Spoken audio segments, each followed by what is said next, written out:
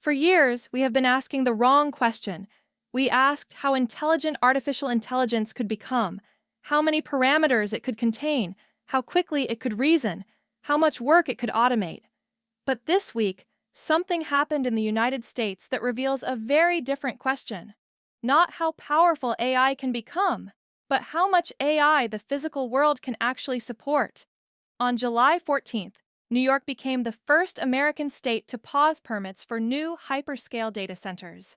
For 1 year, the state will stop approving the largest facilities while it examines their impact on electricity, water, the environment, and local communities.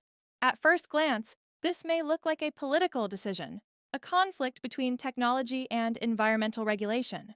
But I believe it reveals something much deeper. Artificial intelligence has just encountered its first physical veto, not a limit in the model, not a shortage of ideas, not a failure of algorithms, a limit in the system surrounding the intelligence. Because AI does not exist in the abstract. Every answer requires electricity, every model requires cooling, every new capability requires land, water, transmission lines, power plants, and communities willing to host them.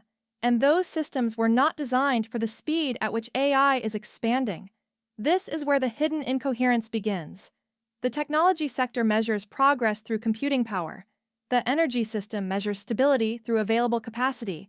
Communities measure progress through affordable bills, reliable water, and a tolerable environment. Each subsystem is using a different definition of success. And when one subsystem optimizes itself without accounting for the others, the entire structure becomes less coherent.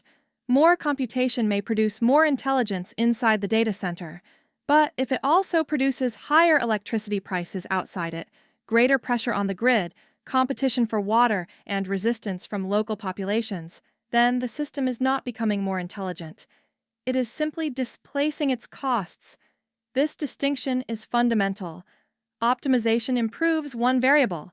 Coherence preserves the viability of the whole. The United States is beginning to discover that these are not the same thing. Its largest regional electricity network recently failed to secure enough power capacity to meet its own reliability target. Prices reached their regulatory ceiling. The network still remained several gigawatts short. Meanwhile, traditional businesses in some industrial regions are seeing electricity costs rise sharply as data centers absorb an increasing share of available capacity. This is not an isolated technical problem. It is an early warning. The AI race is entering a new phase. Until now, the advantage belonged to whoever could build the most powerful models. Tomorrow, the advantage may belong to whoever can integrate intelligence without destabilizing the systems that sustain it. Energy, water, industry, territory, public consent. This changes the meaning of AI leadership. A country may possess the best models in the world and still fail if its electrical grid cannot support them. A company may possess unlimited capital and still fail if communities refuse to host its infrastructure. An AI system may produce extraordinary answers and still be structurally incoherent if the resources required to operate it weaken the society it is supposed to serve. That is the lesson hidden inside New York's decision. The first serious resistance to artificial intelligence may not come from fear of machines. It may come from the physical systems that can no longer absorb their expansion. And this is why the next stage of AI will not be decided by intelligence alone. It will be decided by integration. The central question will no longer be, can we build it?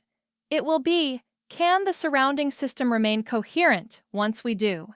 Because an intelligence that consumes the stability of its host system is not sustainable intelligence.